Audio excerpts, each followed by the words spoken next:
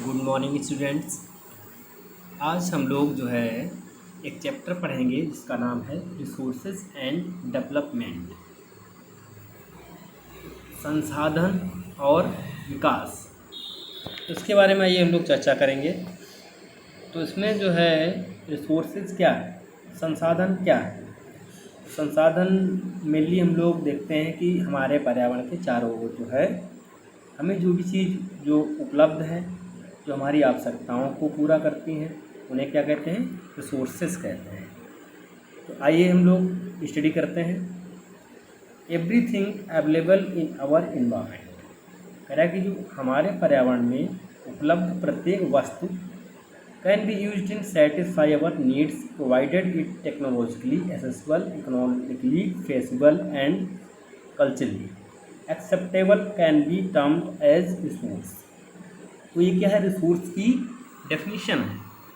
तो हम लोग क्या कह सकते हैं इसको, हमारे पर्यावरण में उपलब्ध प्रत्येक वस्तु जो हमारी आवश्यकताओं को पूरा करने में प्रयुक्त हो, उसे हम लोग क्या कहेंगे, रिसोर्सेज कहेंगे, संसाधन कहेंगे। तो संसाधन जो है वो आर्थिक रूप से क्या होगा, संभाव्य और सांस्कृतिक रूप से मान्य होगा। तो हम लोग इसकी बात करें कि जो संसाधन है हमारे, वो हमारे दैनिक जीवन में काफ़ी महत्वपूर्ण है। तो हम लोग इसको आगे पढ़ते हैं। जैसे कि इसमें एक स्ट्रक्चर दिया गया है कि ह्यूमन बीइंग्स, मानव के बारे में। तो उसमें क्या है, इसमें बताया गया है प्रकृति या nature, physical environment, institutions, technologies. तो हम लोग इसमें देखते हैं कि इसमें जैसे कि ये पूरा जो है स्ट्रक्चर, ये टेक्नोलॉजीज मीन्स प्रौद्योगिकी, और इंस्टीट्यूशन मीन्स संस्थाएं, एंड फिजिकल इन्वायरमेंट मीन्स क्या होता है, यानी भौतिक पर्यावरण। क्या है, प्रकृति में भौतिक पर्यावरण है। तो इनके जो मध्य है ह्यूमन बीइंग के बीच में क्या क्या अंतः संबंध रखते हैं। तो हम लोग इसको जो है पढ़ेंगे। आइए हम लोग पढ़ते हैं।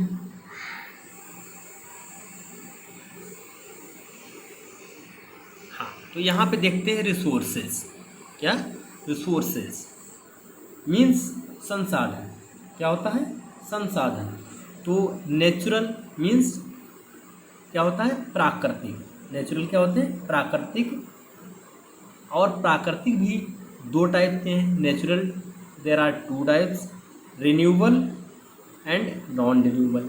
तो रिन्यूएबल क्या है, तो रिन्यूएबल जो है, रिन्यूएबल आपके हैं वो नवीकरण योग्य, जो क्या होता है, जो हम लोग कह सकते हैं कंटिन्यूअस और फ्लो। एग्जाम्पल इसे कह सकते हैं हम लोग विंड, वाटर, जिसमें सतत अथवा हम लोग कह सकते हैं प्रवाह, जैसे पवन और जल, जो हमको लगातार कंटिन्यू मिल रहे हैं, वो क्या है, रिन्यूएबल है। अब हम लोग बात करें नॉन रिन्यूएबल की, हम लोग तो अनवीकरणीय योग्य। तो इसमें क्या क्या है, इसमें जो है रिसाइक्लेबल। तो रिसाइक्लेबल मीन्स होता है पुनः चक्रीय। क्या होता है, पुनः चक्रीय। जैसे पुनः चक्रीय मीन्स जैसे मेटल्स हो गया। मेटल क्या होता है, जैसे कि आपका ये मेटल है, जैसे आपका कह सकते हैं आयरन। क्या हो गया, आयरन हो गया।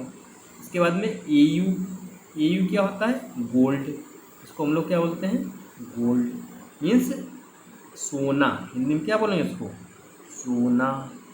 फिर नेक्स्ट क्या हो गया, चांदी। हम लोग इसके रूप में क्या है, तो मेटल है, हमारे धातुएं हैं। तो मेटल्स क्या हैं, ये रिसाइक्लेबल हैं, इसको हम लोग दोबारा यूज कर सकते हैं, पुनः चक्रीकरण इसका किया जा सकता है। तो उसी को हम लोग बोलते हैं अनवीकरणीय योग्य या रिसाइक्लेबल। तो नेक्स्ट हम लोग आगे देखते हैं नॉन रिसाइक्लेबल। जैसे कि उसमें एग्जाम्पल इसको बोलते हैं अचक्रीय। तो अचक्रीय मीन्स क्या होता है, जिसको हम लोग जो है वो क्या कर सकते हैं, यानी नॉन रिसाइक्लेबल, जिसको जैसे कि फॉसिल फ्यूल्स मीन्स जीवाश्म ईंधन। फॉसिल्स मीन्स क्या होता है, जीवाश्म, जिसको हम लोग जो है नॉन रिसाइक्लेबल यानी अचक्रीय है, इसको हम लोग दोबारा प्राप्त नहीं कर सकते हैं।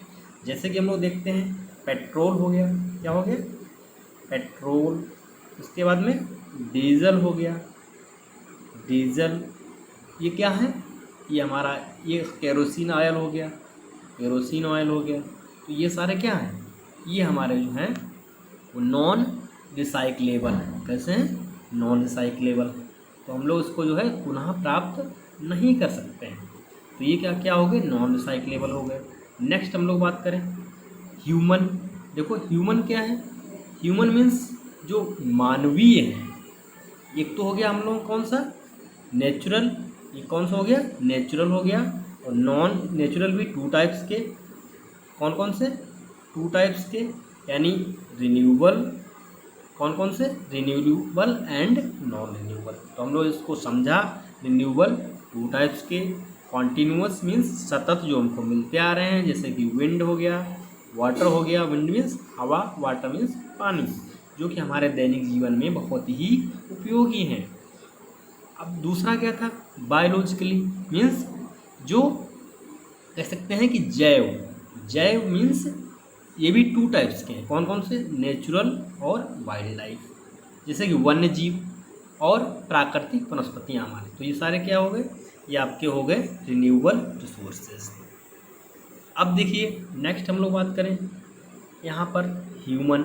तो इसी टाइप के जो ह्यूमन क्या है, स्ट्रक्चर्स एंड इंस्टीट्यूशंस, इसको बोलते हैं स्ट्रक्चर्स मीन्स कोई भी संरचना या कोई भी संस्थाएं। स्ट्रक्चर मीन्स क्या हो गया, कोई भी संरचना और संस्थाएं। और क्या है, दूसरा क्या है, क्वांटिटी एंड क्वालिटी, मात्रा एवं गुणवत्ता।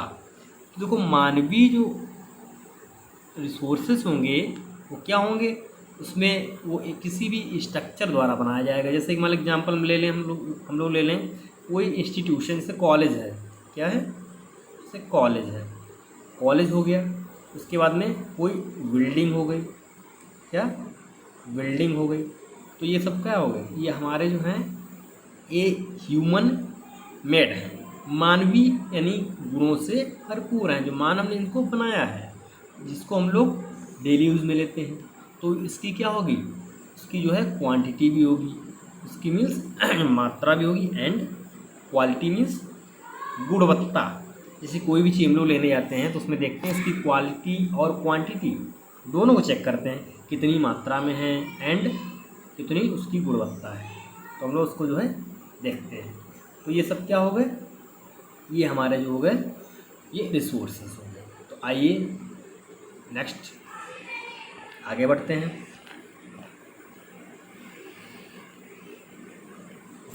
The process of transformation of things available in our environment involves an interactive relationship between nature, technology and institutions.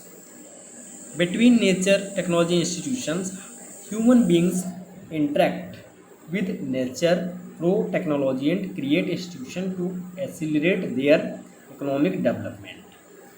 हम लोग देखो इसको देखते हैं, द प्रोसेस ऑफ ट्रांसफॉर्मेशन, यानी रूपांतरण, उसको बोलते हैं रूपांतरण, मतलब एक रूप से दूसरे रूप में चेंज होना। प्रक्रिया क्या कराती है, रूपांतरण कहलाती है। जो प्रकृति में है वो संसाधन जो हैं वो क्या है, एक रूप से दूसरे रूप में चेंज होते हैं, चेंजेबल हैं। जैसे कि कह सकते हैं हम लोग प्रौद्योगिकी हो गया, टेक्नोलॉजी क्या होती है, प्रौद्योगिकी हो गया। उसके बाद में इंस्टीट्यूशन मीन्स जो हमारी संस्थाएँ हैं वो क्या हैं, वो उसका जो है पारस्परिक क्रियात्मक संबंध है और अपने आर्थिक विकास की गति को तेज करने के लिए संस्थाओं का निर्माण करते हैं। क्या है, ये हमारी प्रौद्योगिकी हो गया। जैसे हम लोग अभी पढ़ा था कि ये इंस्टीट्यूशंस तो ह्यूमन बींग्स के क्या है, ये संबंध रखते हैं। तो इसी से हम लोग जो है क्या है, ये हमारे सारे सोर्सेज हैं। आगे हम लोग पढ़ते हैं, do you think that resources are free gifts of nature as is assumed by many? They are not. Resources are functions of human activities. Human beings themselves are essential components of sources. They transform material available in our environment into resources and use them these resources can be classified into the following veg. इसको हम लोग कई type में इसको divide भी कर सकते हैं। कह रहा है कि क्या आप भी बहुत से लोगों की तरह संसाधनों को प्राकृतिक उपहार समझते हैं, यानी गिफ्ट समझते हैं? तो ऐसा नहीं है। संसाधन जो है वो कैसे मानवीय क्रियाओं का परिणाम है। ऐसा है मानवीय क्रियाओं का परिणाम। जैसे कि हम लोग कह सकते हैं कि संसाधन क्या है, अगर मानव इसका यूज ना करे तो कोई यूज है, इसका कोई यूज नहीं है। तो इसीलिए इसको हम लोग जो है मानवीय क्रियाओं का परिणाम बोलते हैं। तो material available in our environment, तो बहुत सारे जो है वो संसाधन हैं वो हमारे एनवायरनमेंट में वो क्या है उपलब्ध हैं। इन्हीं साधनों का वर्गीकरण जो है वो निम्न प्रकार से किया जा सकता है। Number 1, on the basis of origin, biotic and abiotic, जैव और अजैव। यानी on the basis of origin means उत्पत्ति के आधार पर, किसके? उत्पत्ति के आधार पर। बायोटिक एंड अबायोटिक, कैसे हैं? Biotic and abiotic. हाँ, तो उत्पत्ति के आधार पर कैसे हैं? Biotic and abiotic. आइए चलिए आगे देखते हैं हम लोग। तो देखिए अब नंबर 2D, यानी on the basis of exhaustibility, renewable and non renewable. तो समाप्यता के आधार पर, नवीकरण योग्य और अनवीकरणीय योग्य। नंबर 3 कौन से हो गए? On the basis of ownership, individual, community, national and international.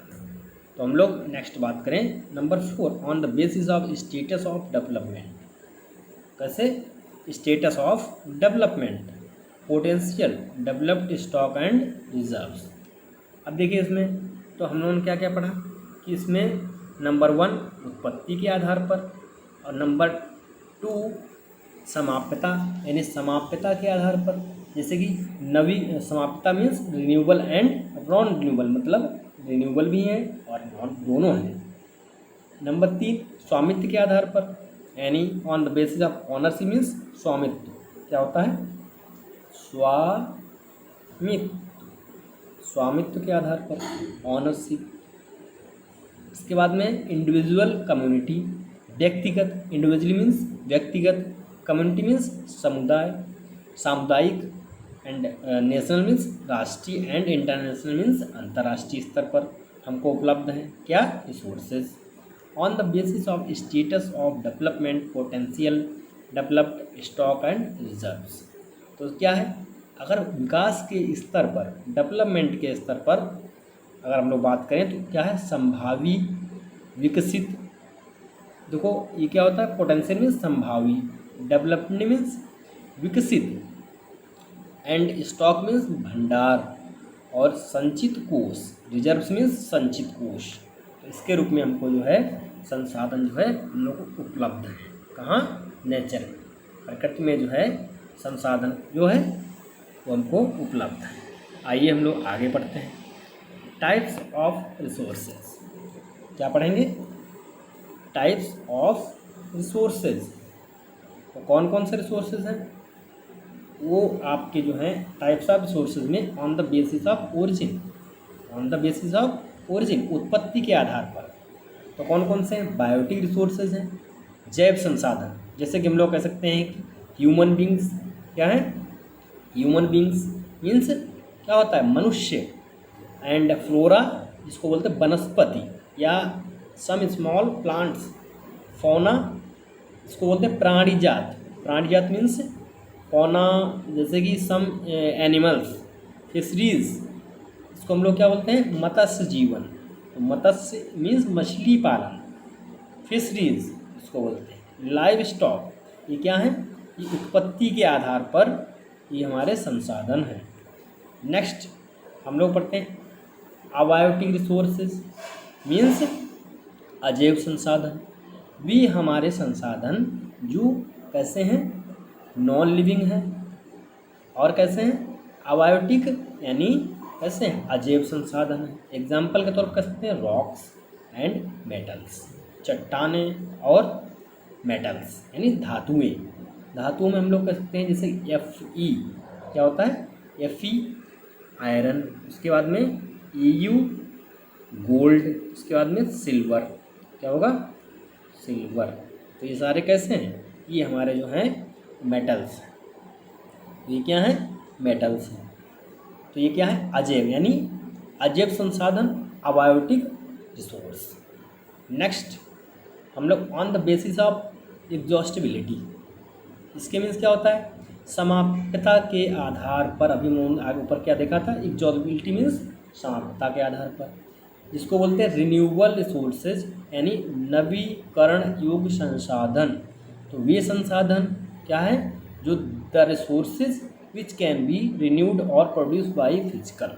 तो क्या है यानी फिजिकल मीन्स भौतिक रूप से और केमिकल मीन्स रासायनिक रूप से, मैकेनिकल प्रोसेस और यांत्रिक प्रक्रियाओं द्वारा, जिनको दोबारा उत्पन्न किया जा सकता है। जिसको जो क्या है दोबारा, उसको हम लोग ओरिजिन, यानी उसकी दोबारा उत्पत्ति हो सकती है, या उसको दोबारा उत्पन्न किया जा सकता है, उन्हें क्या बोलते हैं हम लोग रिन्यूएबल, क्या बोलते हैं रिन्यूएबल या पुनः चक्रित कह सकते हैं।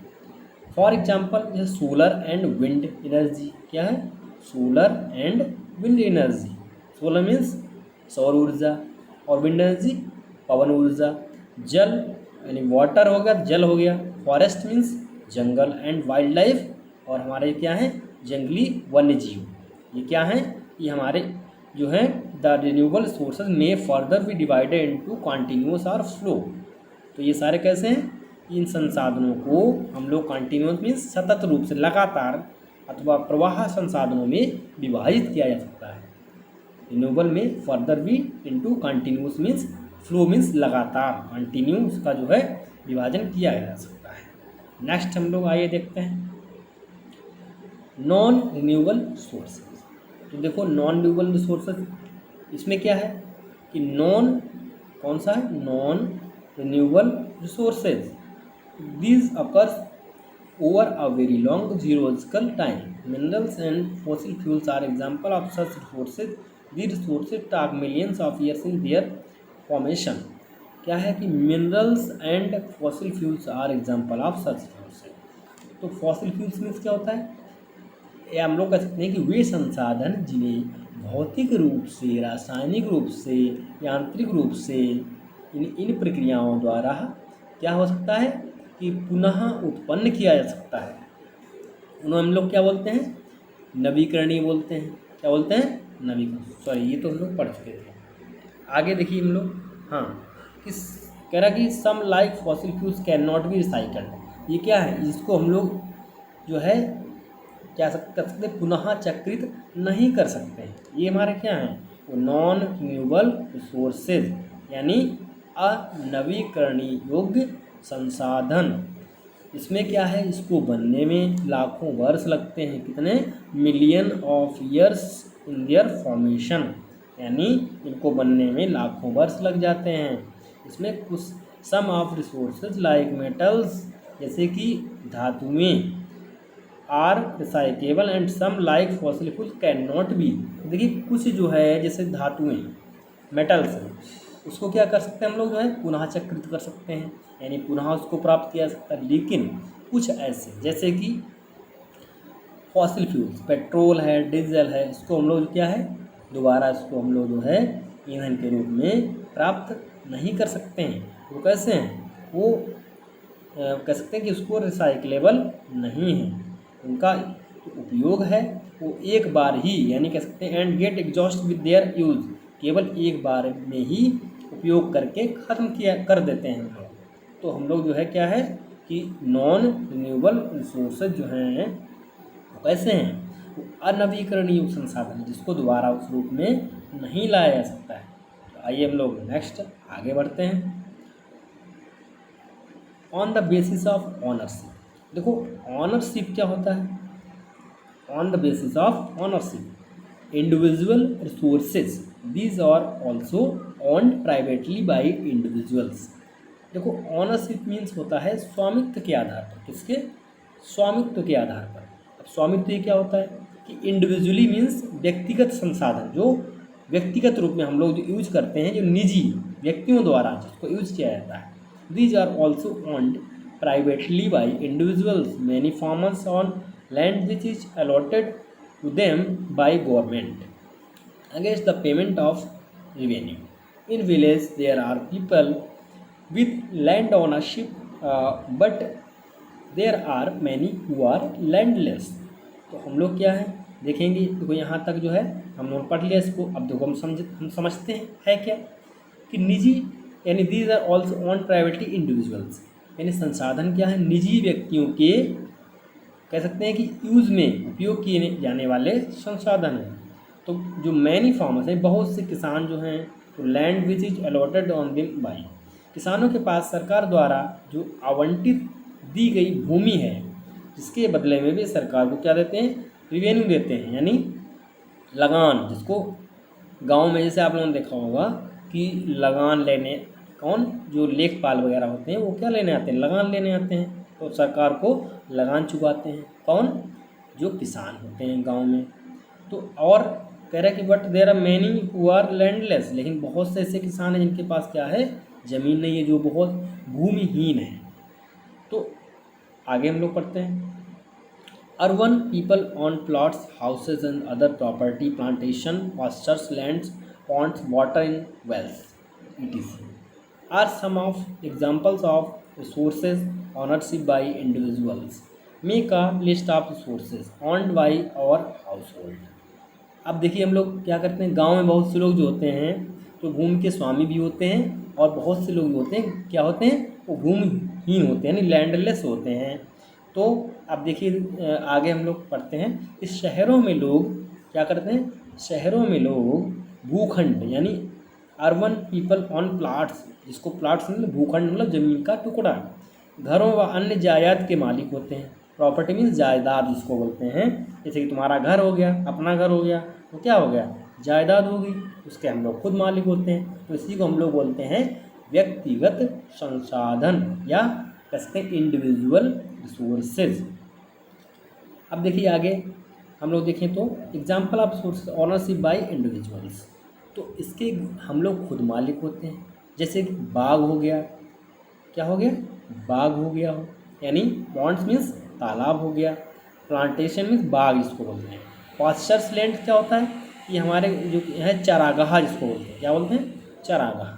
तालाब और कुआं, वेल मीन्स होता है कुआं, तो इसके हम लोग खुद मालिक होते हैं गाँव में। उसका निजी स्वामित्व है, यानी निजी स्वामित्व का मतलब होता है अपना, ऑनरशिप बाई इंडिविजुअल्स, यानी अपना खुद का जो है स्वामित्व है।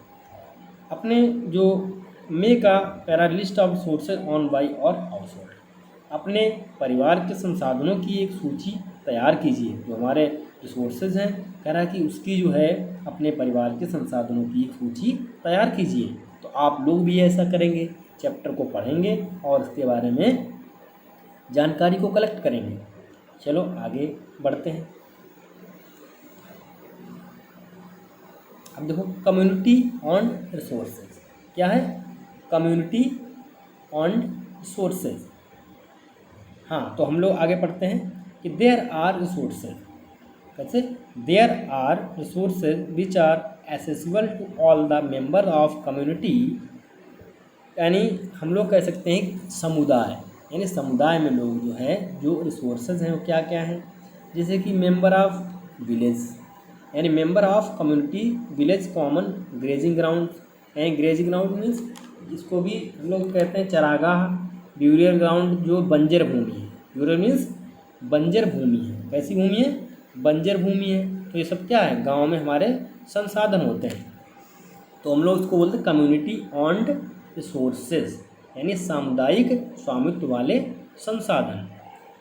चलिए आगे पढ़ते हैं हम लोग। विलेज हो गया, जैसे गांव हमारा है।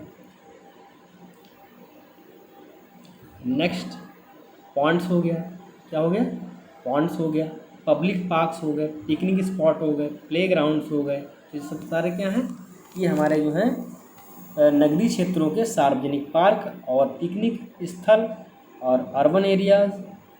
फिर है facto accessible to all the people living there, यानी क्या कहते हैं, वहाँ रहने वाले सभी लोगों के लिए ये सारी सुविधाएं उपलब्ध हैं। नेक्स्ट अब बात करें हम लोग नेशनल, क्या है, नेशनल रिसोर्सेज यानी राष्ट्रीय संसाधन। Technically all the resources belong to the nation. The country has legal powers to acquire even private property for public good. You might have seen roads, canals, railways being constructed on fields owned by some individuals।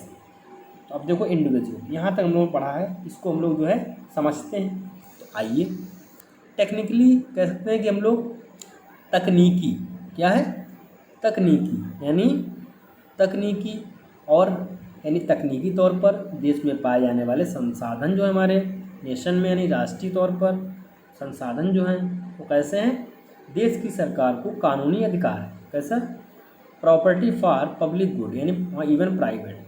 You might have seen roads, canals यानी railways.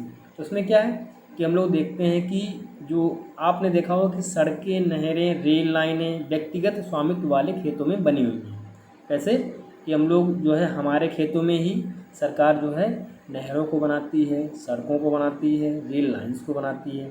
तो ये व्यक्तिगत स्वामित्व वाले खेतों में बनाई हुई चीज़ें हैं। अब हम लोग इसको आगे देखते हैं कि कह सकते हैं कि urban development authorities get empowered by the government to acquire land, all the minerals, water resources, forest, wildlife, land within the political boundaries, and ocean areas up to 12 nautical miles from the coast termed as terrestrial water, and the resources therein belong to the nation। अब आइए आगे देखते हैं। तो व्यक्तिगत संसाधनों को हम लोग जो है क्या है आम जनता के हित में अधिग्रहित इसको हमारी सरकार जो है कर सकती है। तो हम लोग अगर बात करें जैसे कि शहरी विकास प्राधिकरण, इसको क्या बोलते हैं, डेवलपमेंट अथॉरिटी यानी शहरी विकास प्राधिकरण। जैसे कि हम लोग कोई शहर ले लें, अर्बन एरिया, जैसे कि लखनऊ, क्या, लखनऊ, LKO, लखनऊ। तो इसमें क्या LDA यानी लखनऊ डेवलपमेंट अथॉरिटी, किसके, यानी इसका शहर का विकास किया जाता है, यानी शहरों का अर्बन एरियाज में विकास किया जाता है किसके, एक अथॉरिटी के द्वारा। तो यही क्या है, development authority get empowered by the government to acquire land. तो यानी शहरों में अथॉरिटी के द्वारा उस ज़मीन को लेने का यानी भूमि अधिग्रहण का अधिकार दिया हुआ है।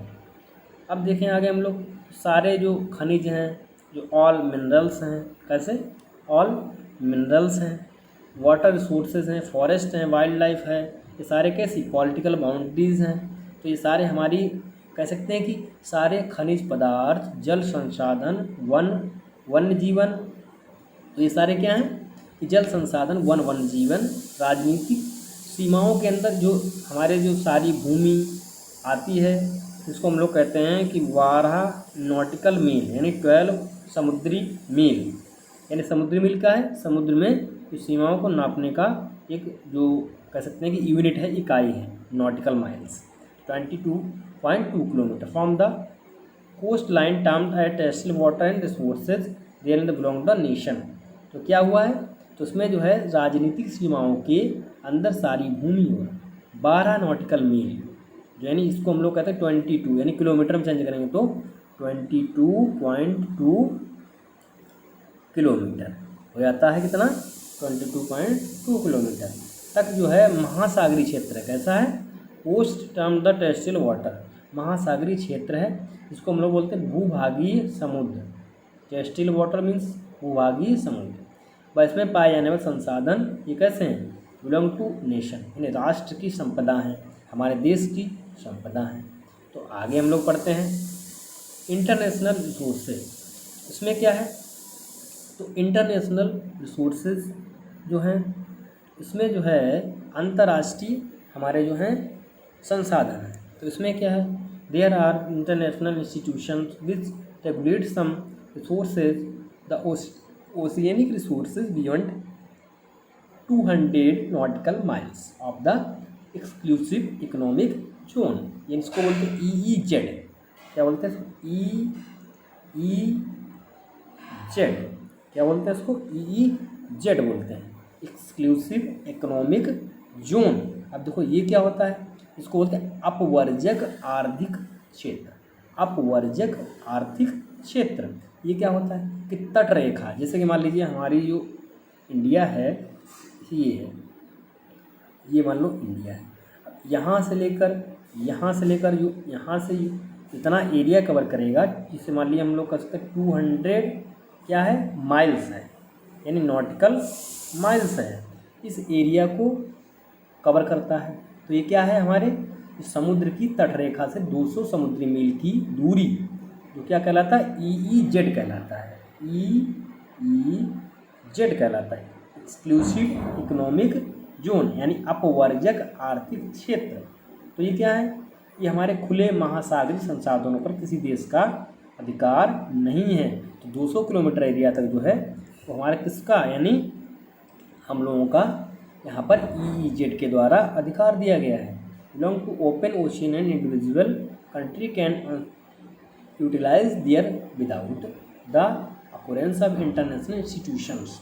तो हम लोग क्या है, इन संसाधनों को अंतर्राष्ट्रीय संस्थाओं की सहमति, यूटिलाइज दिस विदाउट द, यानी बिना सहमति के बिना उपयोग, इसको हम लोग जो है अंतर्राष्ट्रीय संस्थाओं की सहमति के बिना उपयोग नहीं कर सकते हैं। कितने 200 नॉटिकल माइल्स तक जो हम लोग जो है, यानी कितना हम लोग पढ़ा था कि 22 किलोमीटर तक, कितना 22 किलोमीटर की जो है इसको हम लोग जो है यहाँ तक जो है कवर कर सकते हैं।